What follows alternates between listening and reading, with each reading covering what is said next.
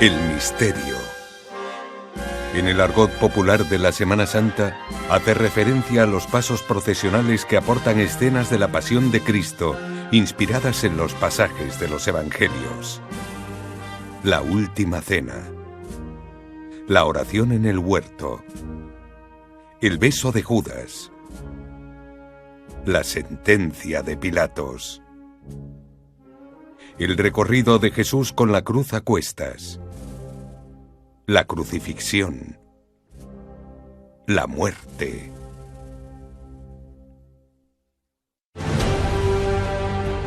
¿Qué tiene la historia de Jesucristo que la hace única? ¿Por qué se recuerda en cada Semana Santa? ¿Se conmemora una historia real? ¿Son estos los verdaderos rasgos faciales de Jesucristo? ¿Estamos realmente ante la historia más grande jamás contada? Una celebración milenaria basada en el acontecimiento que cambió la historia del hombre y perdura hasta nuestros días.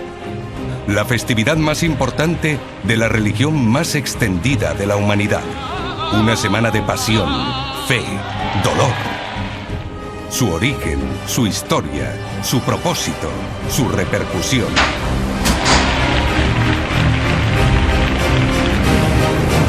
Pasión y muerte.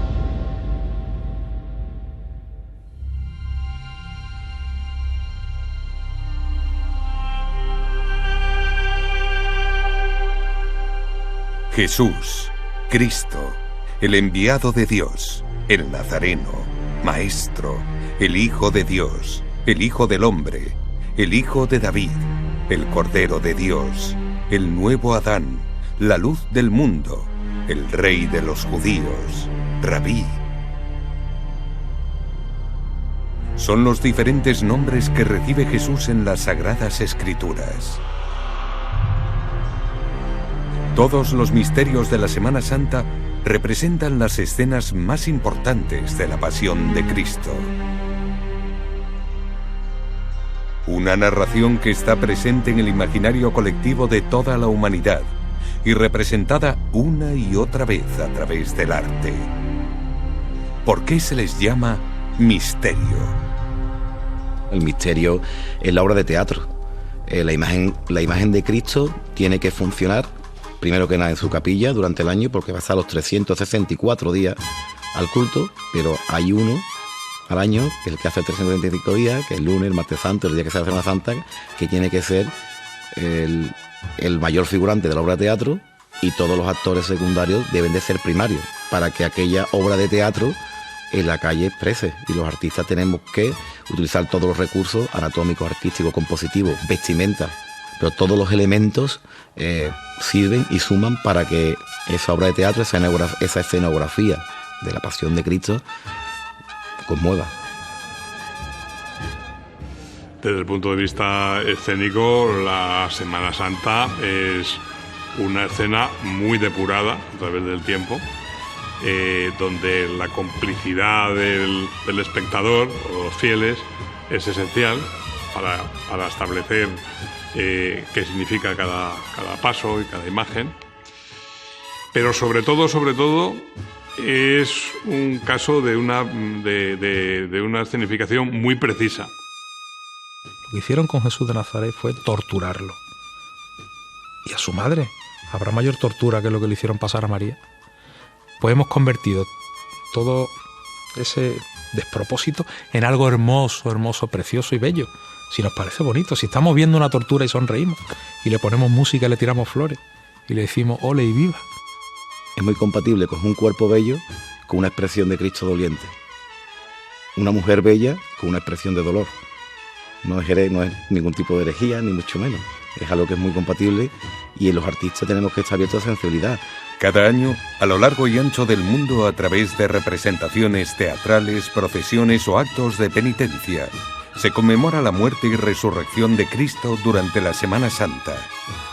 ¿Qué tiene la historia de Jesús que la hace única?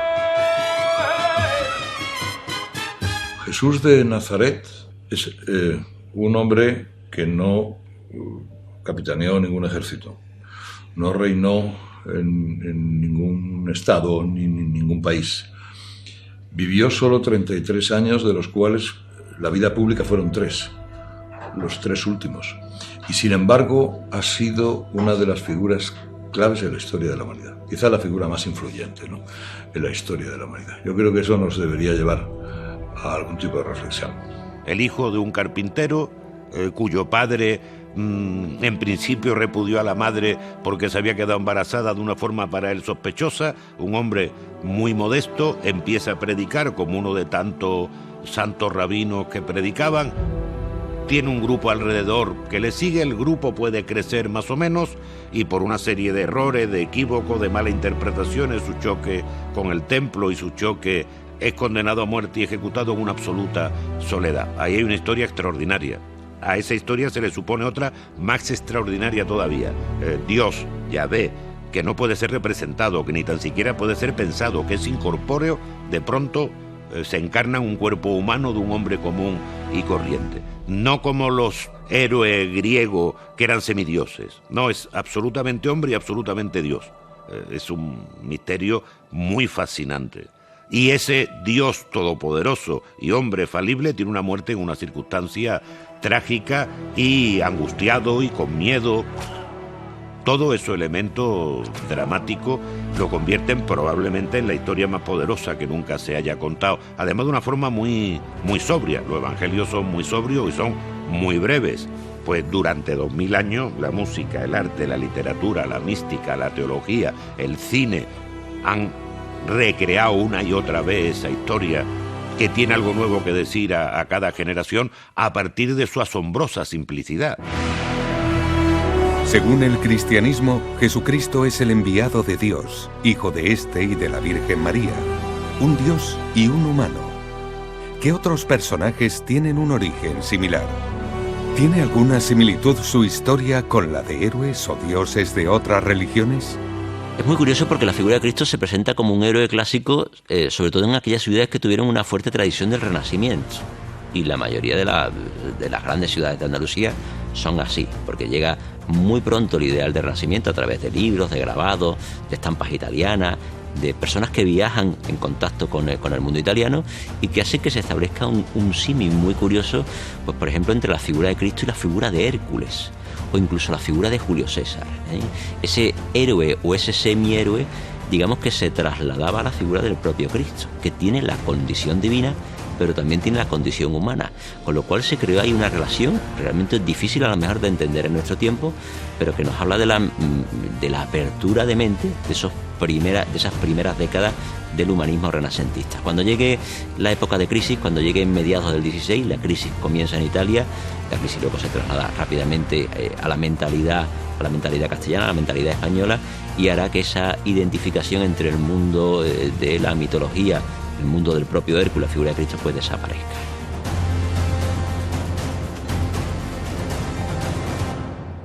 Es justo lo opuesto, en mi opinión. No es apolíneo, ni dionisíaco tampoco, por supuesto.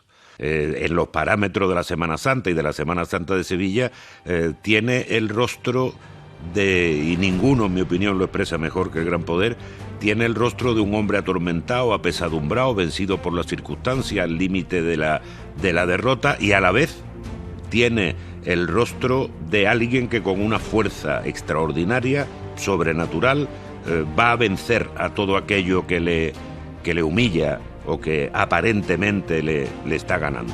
Y eso lo representan muy bien los pasos, y por eso en la Semana Santa regionalista de finales del 19, de principios del 20, con movimientos sociales muy importantes, hubo una muy poderosa identificación entre el pueblo oprimido y el oprimido que iba sobre los pasos.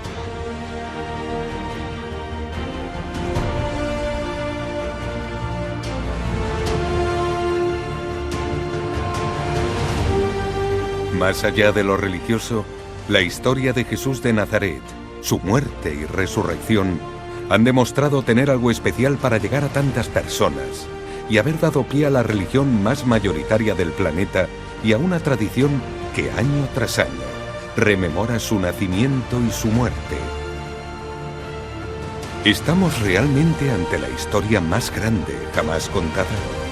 ¿Qué tiene la Pasión de Cristo para ser la historia más representada en el arte?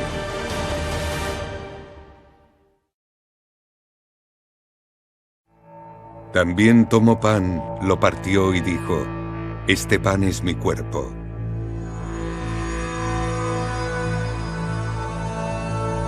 De la misma manera tomó la copa y dijo: esta copa es el nuevo pacto en mi sangre, que es derramada por ustedes. Pilato tomó entonces a Jesús y le azotó. Y los soldados tejieron una corona de espinas, la pusieron sobre su cabeza y le vistieron con un manto de púrpura. Entonces Jesús, clamando a gran voz, dijo: Padre, en tus manos encomiendo mi espíritu. Y habiendo dicho esto, expiró.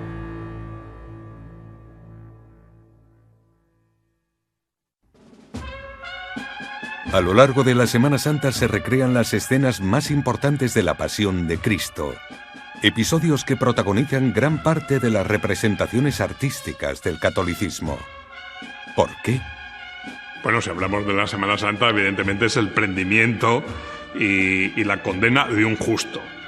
Todo el mundo se siente injustamente tratado por la vida, ¿no? Entonces ahí se proyecta uno de que hay un justo maltratado por el poder. Para la historia religiosa de Jesucristo, lo más importante es la resurrección. Y es que aquel hombre martirizado y que ni siquiera sus seguidores, los apóstoles, creían que podía resurgir de la muerte, resurge. Sin embargo, en la Semana Santa no está tanto la resurrección, ¿no? Está más bien la víctima. Ese sentido del dolor, yo creo que es el del un derrotado, pero que está luchando una causa que es invencible. Sin ningún crucificado de los grandes de Sevilla, el Calvario, el Amor, Buena Muerte, ninguno está muerto. Es decir, quien lo contempla no tiene la sensación de estar viendo a alguien que ha perdido la batalla y que ha muerto y que ahí se ha cerrado la historia. No, tiene la sensación, y es el gran arte de lo imaginero, de que es a la vez un hombre y Dios. Eso lo transmiten el carisma de las grandes imágenes sagradas, y a la vez que es un derrotado que va a triunfar al final.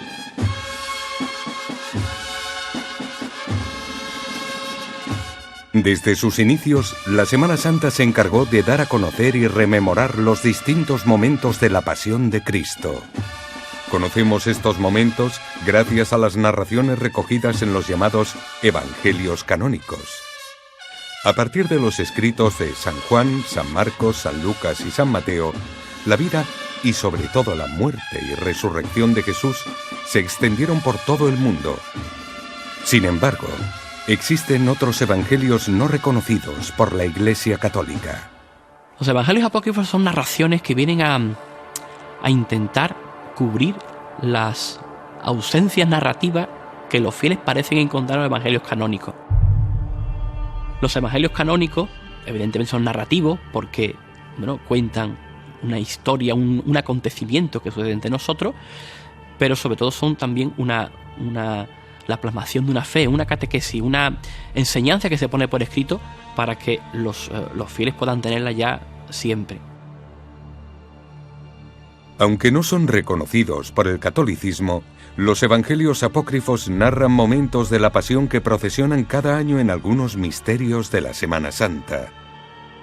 En cuanto a las narraciones de la Pasión, bueno, pues hay esos elementos narrativos que, bueno, que por su ayuda a tener una cercanía del corazón a Jesús, por suscitar sentimientos de amor a Cristo, pues se han incorporado. A pesar de la relevancia que para muchos creyentes tuvieron y tienen los evangelios apócrifos, la base teológica del cristianismo se encuentra registrada en los evangelios canónicos. Es en ellos donde se da a conocer la pasión de Jesús de Nazaret, el momento de la vida de Jesús que más ha sido representado en la historia del arte. La Pasión de Cristo es la más representada en el arte, primero porque tiene una enorme riqueza literaria. Es decir, las descripciones evangélicas son muy ricas en detalle. No en el dato, Es decir, el dato lo dan luego los evangelios apócrifos, lo dan los relatos posteriores, que nos dan nombres, que nos dan personajes, pero el relato evangélico es muy rico. Y es muy rico porque crea escenas que son fácilmente representables. Bueno, la escultura religiosa es un invento para captar a los fieles, evidentemente. ¿Por qué? Porque el ser humano no hace 2000 años, sino hoy en día necesitamos ver para creer. A mi fe me lleva la Semana Santa. Paradójicamente, la escultura religiosa no deja de ser un imán para atraer a las personas a la fe, a la iglesia, a los sacramentos, a la vida cristiana. Para eso se empiezan a encargar las primeras esculturas religiosas en los templos. Leer y escribir es una cosa muy reciente. En el siglo XIX todavía, bueno, incluso en el siglo XX yo he conocido personas que no sabían leer y escribir aún, ¿no? No recuerdo qué historiador del arte decía ni qué papa, que sobre todo las iglesias eran Biblias en piedra, ¿no?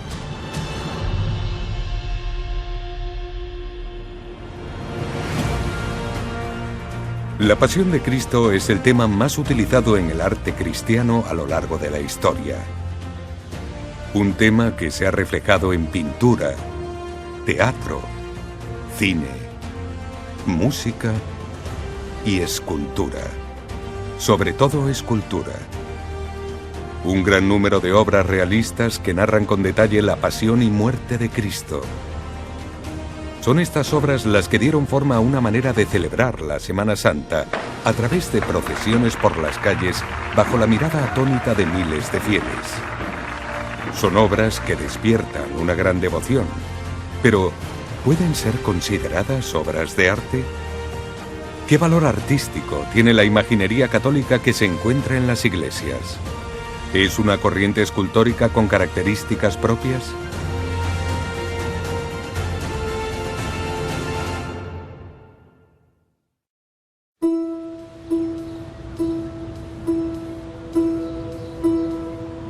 Valladolid. Sede de las Cortes y la Junta de la Comunidad Autónoma de Castilla y León. Una ciudad con un destacado patrimonio museístico. Entre sus museos, destaca especialmente el Museo Nacional de Escultura, uno de los más antiguos de España.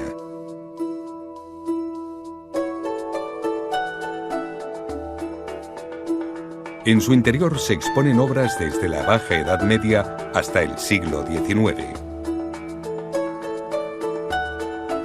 Algunas de ellas, de incalculable valor artístico, son prestadas cada año a las cofradías para sacarlas en procesión por las calles de la ciudad. Se trata de un hecho singular que cada Semana Santa transforma las calles de Valladolid en un fascinante museo. Yo pienso que la Semana Santa, algunas Semanas Santas españolas, son el espectáculo total. Y sobre todo, como en la Florencia de los Médicis, no es en un sitio, sino en toda una ciudad. Eso es esencial también. Se refunda la ciudad, ¿no?, cuando se pasea las imágenes.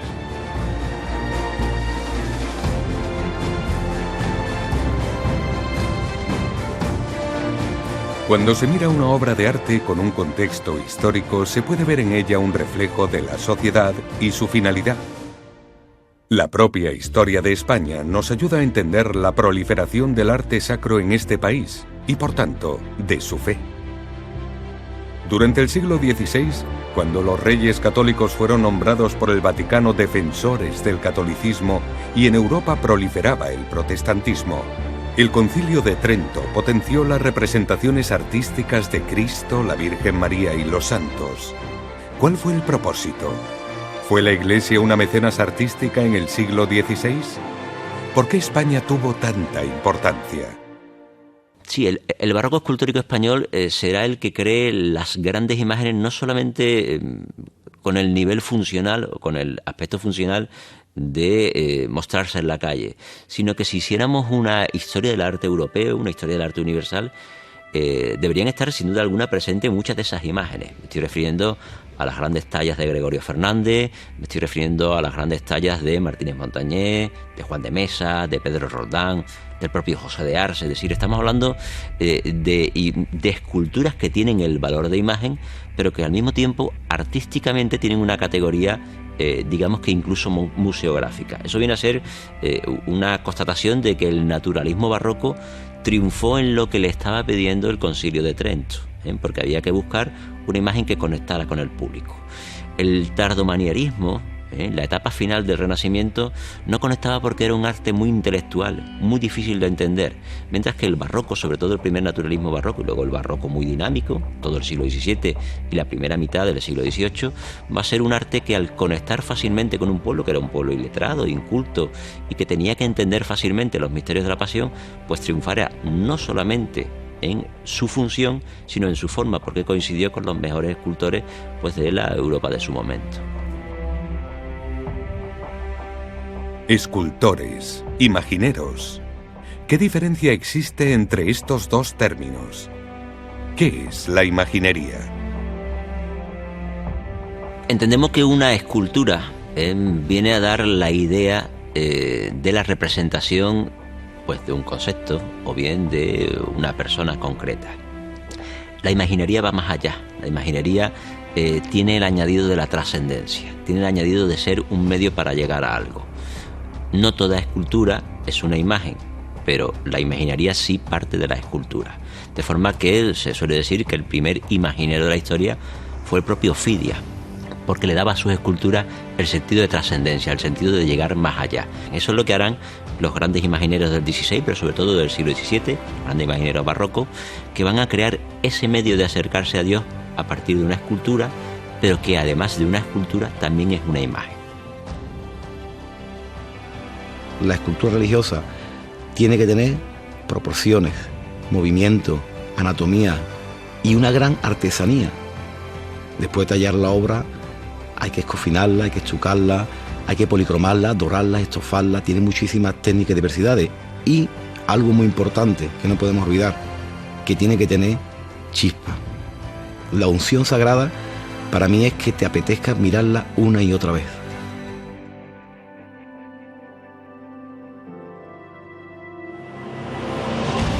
Las procesiones de Semana Santa reúnen lo más característico de la religiosidad barroca, la teatralidad, representada en una intensa expresión de los sentimientos. Y es en España donde más espectacularmente se desarrollará este tipo de esculturas, expandiéndose más tarde a toda América Central y América del Sur. El dramatismo de la escuela castellana, con Gregorio Fernández como principal exponente. La serena belleza de la escuela andaluza, con imagineros tan destacables como Martínez Montañés o Juan de Mesa. La estilización con aires rococó de la escuela murciana, que tuvo su auge en el siglo XVIII con Francisco Salcillo como gran referente. Todas ellas, con sus características y peculiaridades, desarrollaron unos modelos que siguen vigentes en la actualidad. Sin embargo, hay un detalle en el que merece la pena detenerse. ¿Por qué todas las imágenes de Jesús tienen los mismos rasgos?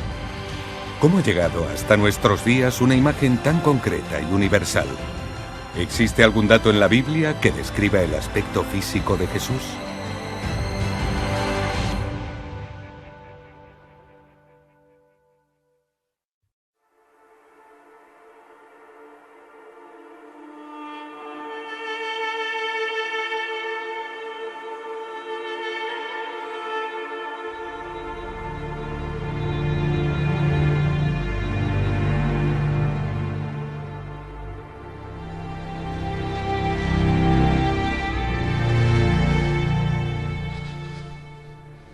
El rostro de Jesús está en el imaginario colectivo de toda la humanidad.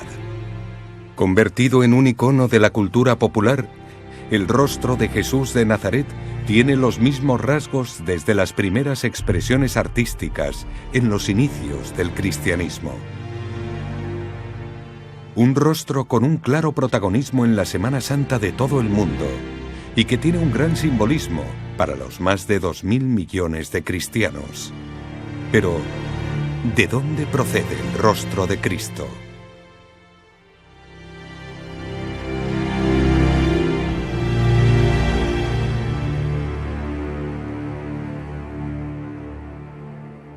Vemos siempre los escultores sevillanos del barroco del siglo XVII, ¿no? De los grandes exponentes, Montañés, Pedro Roldán.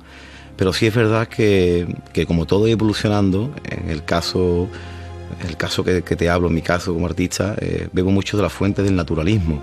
Es decir, me divierte mucho coger personajes del siglo XXI y adaptarlos a una historia real que pasó hace 2018 años. Qué mejor fuente que la gran obra de Cristo, de Dios, el hombre, ¿no? Y eso me sirve día a día. Cuenta la leyenda que el imaginero Francisco Ruiz Gijón, en 1682, esculpió esta imagen del Cristo de la Expiración a partir del natural de un gitano, al que vio en el preciso momento de expirar tras una reyerta.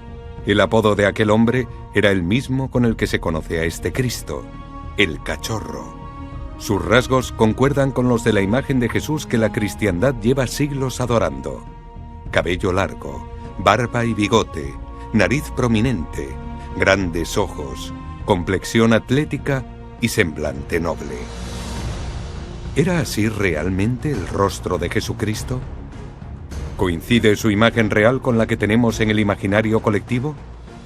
La Biblia no hace una referencia del rostro de Jesucristo. Pero sí es verdad que las distintas épocas, desde la muerte de Cristo, desde la época romana hasta hoy, pues cada época ha ido marcando su visión idealizada de Jesucristo hasta los días de hoy, ¿no? No hay ninguna descripción física de Jesús, porque no era importante para la transmisión de la fe. O sea, los evangelistas que reciben testimonios directos de los apóstoles o de los primeros discípulos, pues conocerían seguramente el aspecto físico de Jesús, pero no se transmite porque no lo considera importante. De hecho, las primeras representaciones de Jesús pues no son exactamente como los conocemos ahora. Parece que el hallazgo y la difusión de la síndone, de la sábana santa, con esa imagen del hombre alto, con barba, con cabellera, fuerte, bien proporcionado, parece que esa es la imagen que la iconografía cristiana pues acepta, ¿no?, generalmente como la imagen de Jesús. La imagen de Cristo parte de la estética que se estaba creando en su momento. Es decir, hay un primer condicionante, y es que Cristo es crucificado y es un tema que hay que evitar, porque era una muerte indigna. Entonces esa estética en un primer momento se intenta evitar. ¿Qué modelo se sigue a la hora de representar a Cristo si no hay ningún tipo de representación ni de descripción en los propios evangelios? Pues se copian modelos que ya había. Es decir, se copia, por ejemplo, la representación de Cristo como buen pastor. Y para ello se toma pues un modelo que era un modelo griego, el del moscóforo o el del crióforo, por ejemplo, que eran un hombre que portaba una oveja sobre sus espaldas. Bueno, pues ese modelo se traslada directamente al modelo de la representación de Cristo. Otro modelo que se podía tomar era, por ejemplo, el modelo del togado o del patricio romano. Ese patricio romano se trasladaba a la figura de Cristo. Poco a poco se intenta buscar una representación en la cual, bueno, pues se incida en la idea de divinidad o en la idea de profundidad. Y curiosamente, esas dos ideas las representaba una estética que era la estética de la barba. Barba tenían los dioses del antiguo mundo clásico, barba tenían, por ejemplo, los faraones egipcios, aunque fuera una barba postiza. Barba tenían, pues, por ejemplo, los intelectuales clásicos, los filósofos clásicos, de forma que la barba se acabó convirtiendo en ese elemento identificativo que partía sobre todo de una tradición que habían heredado los judíos, pero a partir del mundo griego clásico y a partir del mundo incluso oriental anterior. De forma que la barba poco a poco aparecerá y se convertirá en un símbolo que desde prácticamente ese cristianismo oficial, a partir del siglo IV, siglo V en adelante, veremos que a Cristo se le coloca la barba y ya no se le va a quitar prácticamente a lo largo de la historia.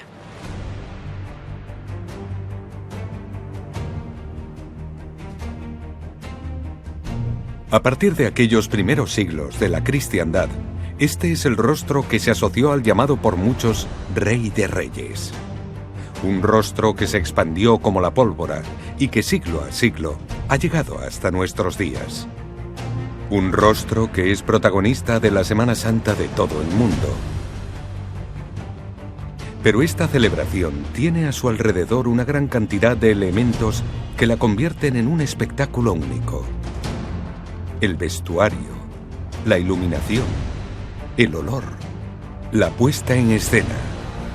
Un conjunto de elementos que consiguen emocionar a todos los presentes, más allá de su fe y su devoción.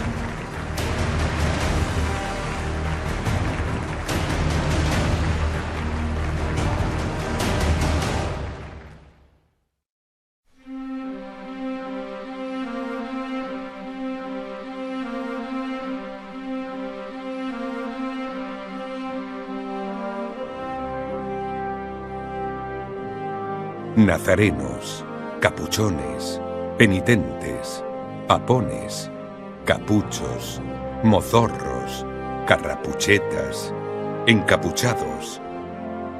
Son algunos de los diferentes nombres con los que se conocen a los hermanos de una cofradía que hacen penitencia en las procesiones de Semana Santa. Forman parte de las características estampas de las procesiones de Semana Santa, en las que interminables filas de nazarenos alumbran y acompañan a los pasos durante su estación de penitencia. A esta imagen se le unen otros elementos característicos como la música, el olor a incienso, la luz. Como en toda gran escenificación, intervienen muchos elementos. Yo no sabría decir cuál es el elemento principal. Y hay otra cosa que pienso que la gente no se da cuenta, y es que en este caso el escenario es muy grande, ¿no? Porque es un escenario. Toda la ciudad, sea donde sea, vamos, sobre todo en Sevilla, es un escenario. Es un espectáculo total que interpela todos los sentidos. No hay un solo sentido que no sea interpelado por ella, y además los sentidos están organizados. Hay tactos desde el propio de las túnicas, incluso hay un lenguaje del tacto. El nazareno que apoya su mano sobre la aspereza del ruán está sintiendo una cierta sensación de severidad que acompaña a esa hermandad. El nazareno que apoya la mano enguantada, en muchos casos además, sobre la suavidad del terciopelo, el relieve del bordado, está sintiendo la pertenencia a una cofradía popular, de barrio, lujosa.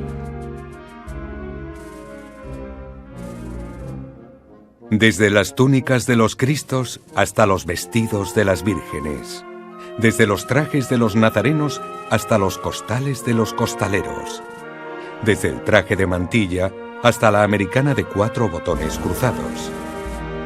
El vestuario de la Semana Santa tiene una identidad propia que llena de colores y texturas el discurrir de las procesiones. Un discurrir en el que lo sonoro adquiere una relevancia fundamental. Sonidos, música y silencio se combinan para crear ambientes que van desde el júbilo más efusivo hasta el recogimiento sepulcral. Todo gran espectáculo le acompaña una música. Cuando se inventó el cine mudo, la gente, los actores no hablaban, pero ya se le puso música, ¿no? O sea que la música interviene, es decisiva para las emociones, ¿no? Una banda sonora de una película no es música solo, está constituida por palabras, por ruidos, lo analógico, y por música. Tiene 3 elementos, lo fónico, lo analógico y lo musical. La Semana Santa también. Está la palabra, que es o lo que hablamos entre nosotros o lo que nos susurramos. Hay voz en off en la Semana Santa, lo que yo me digo a mí mismo mientras estoy viendo un paso, las voces que oigo de personas que faltan mientras estoy viendo un paso, la saeta, que es la participación vocal esencial. Está los ruidos, que son importantísimos, los sonidos, el chocar de la caída de un palio sobre los varales, el crujido de la caoba del paso del Calvario, el ruido de un manto después de una levantada. Y está la música, por supuesto. La música es el arte de combinar los sonidos con el tiempo. En la Semana Santa andaluza y española, podemos ver perfectamente que tiene cofradías de cierta alegría, una alegría siempre contenida, pero una alegría, y luego cofradías de silencio o de negro, que le llamamos, ¿no? Y esa combinación es la que hace un equilibrio perfecto para el ánimo y para el espíritu, ¿no? Otro factor fundamental en las procesiones es la luz. Tanto las procesiones que realizan su estación penitencial durante el día como las que lo hacen de noche, todas utilizan la luz como un elemento más de la propia puesta en escena. El hecho de que sea generalmente a la luz de las velas o de quinqués, eso le da mucho movimiento a las imágenes. Eso es una cosa estudiada ya desde hace muchos siglos, ¿no? Las imágenes se mueven, aunque estén paradas, se mueven porque la llama de las velas las mueve, ¿no? Afortunadamente, aunque cuando empezó la electricidad hubo algún intento de ponerle luces eléctricas, a los pasos nunca se hizo.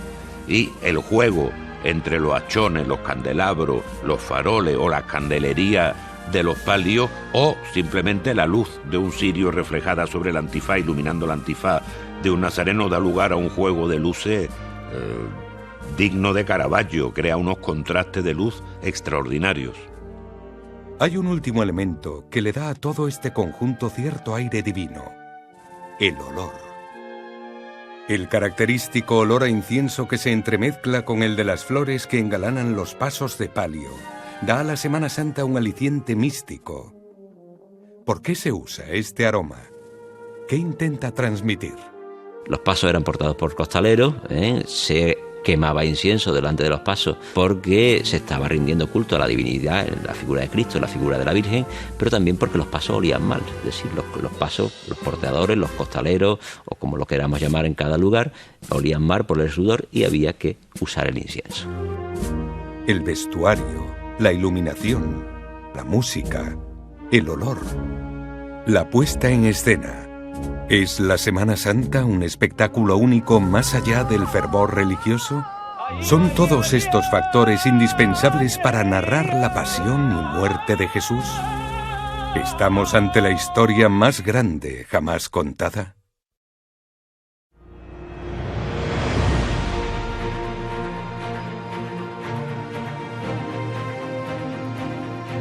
Es la historia que más veces se ha llevado al cine, la más plasmada en la pintura, la más representada en el teatro, y una historia que ha copado el boca a boca durante siglos por todo Occidente. Escenas que todos seríamos capaces de narrar prácticamente de memoria, y que conmemoran la muerte y resurrección de Jesús hace más de 2000 años. ¿Estamos realmente ante la historia más grande jamás contada? Sobre el trasfondo religioso o no de la Semana Santa, y de las Semanas Santas españolas en general, se ha hablado mucho.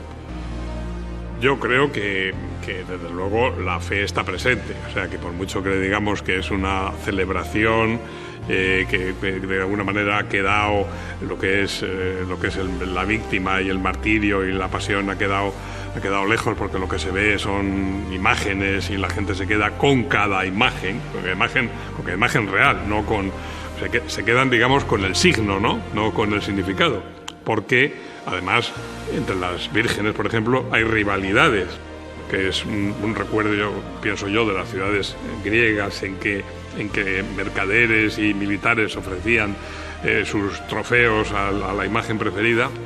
Yo pienso que al final hay una fe que trasciende a eso. Sin la fe no tendría sentido final, ¿no?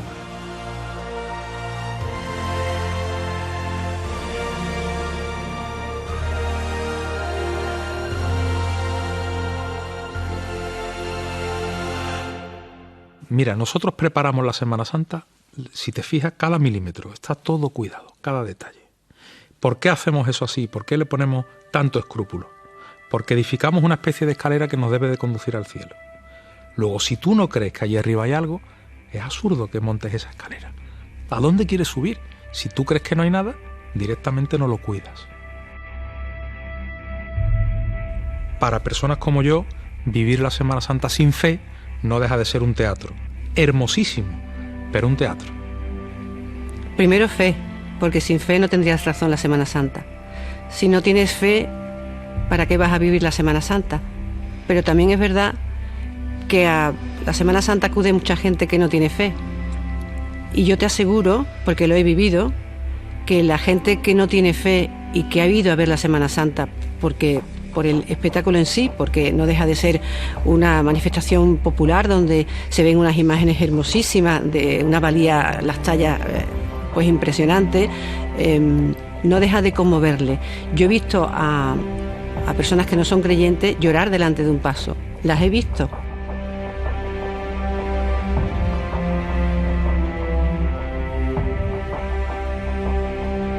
Hay parroquias que son frecuentadas, visitadas, queridas, incluso por gente que está en desapego con la religión o en desapego con el ejercicio religioso, ¿no? Y eso lo consigue la Semana Santa.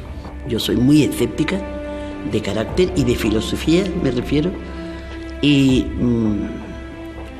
yo llevo alguna foto, por supuesto, en mi cartera de la Macarena y sobre todo de la estrella, que es mi devoción particular, porque como en Sevilla es la devoción de mi familia. La Semana Santa va por familias. Para mí, todavía, no sé si cuando me vaya a morir de pronto me dará una venate de devoción, pero para mí todavía lo artístico va por delante. A mí las imágenes que no tienen valor artístico no me interesan. La gente antes no sabía leer, no sabía escribir, entonces yo como me entero de esto, ¿por qué hacemos un misterio? Vamos a sacar el paso y que la gente lo vea. Los curas eran muy listos. Vamos a contar la historia, ¿cómo lo hacemos? Hoy en día, si hoy pasara eso en día, seguramente mandarían vídeos por Twitter, ¿no? En Instagram estarían que esto fue así, ¿no? Pero en aquel momento era la única manera de hacerlo, ¿no? De visualizarlo.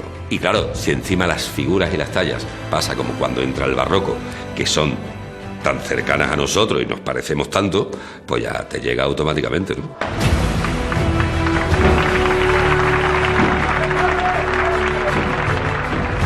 Los pasos de misterio de la Semana Santa han descrito con gran realismo a los fieles la muerte del Mesías. La Semana de Pasión es un espectáculo único de luces, de colores, de olores, de músicas y silencios. Una conmemoración rodeada de misterio, centrada en el momento sobre el que se sustenta el cristianismo, la resurrección del Hijo de Dios.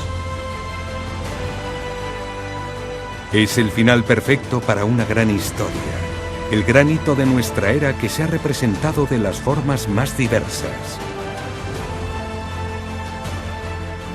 Porque el misterio de la resurrección es el episodio que pone punto y final a la pasión y muerte de Jesús, el hombre, el Mesías, el Hijo de Dios.